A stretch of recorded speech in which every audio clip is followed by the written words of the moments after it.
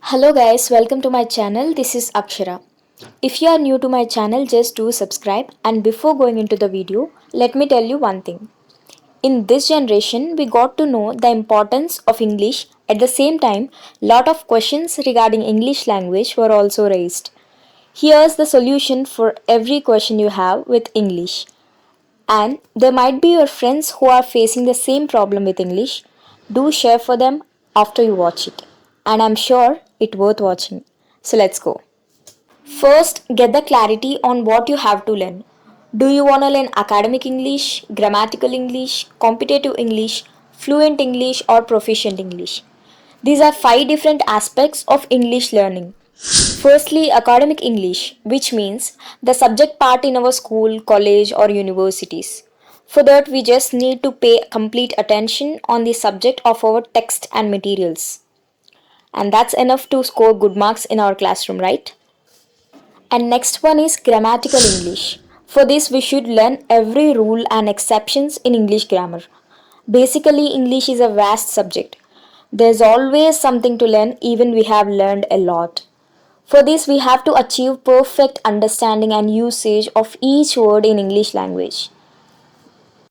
Next one is competitive English. This is most important to the job aspirants. The English we have learned from our schooling is completely different from the questions we answer in the competitive exams. It might seem almost similar, but not. We need patience, experience, time management, and command on the syllabus. This is the reason why the people who are perfectly scored in English and also even speak fluently but can't score good marks in competitive exams. Attempting a board exam is different from attempting a competitive exam because it is not just involved in knowledge of the student, it also includes students' view, capability, skill, and standing in the competition. So if you are good in school or college in particular subject but still you are unable to face competitive exam successfully, it doesn't mean you are weak in that subject. It just means your way or strategy of learning is not good enough. And the next one is fluency in English. Before going through this, I have a small note for you. Any skill is not just learned, it should be practiced more than you learn. It might be drawing, writing, dancing, and even speaking, whatever you have to practice. Most of the people have already attended the spoken English institutions, but even after that, they fail to speak. To be frank, you actually stay in the institute for about 1 to 2 hours, right? And the rest with yourself. Maybe you just learned how to speak but not practiced. After that, gradually you can speak fluently by correcting, convincing, and trying to be better than before. And finally, proficiency in English. First, what is proficiency? It means to get complete knowledge on particular subject.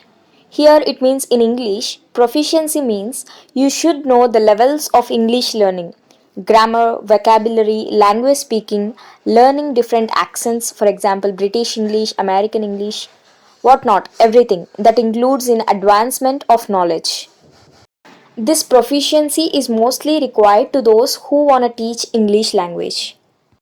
Thanks for watching, and I think you might get a clarity on English language if you are a beginner. Hope this video helped you a little, and if you have any doubts unclarified even now, ask me in the comment section below. I will try to reply. And I will be back with more videos about this topic in detail. All you can do to me is like, share, comment, and subscribe to my channel. Thanks a lot. Jai Hind.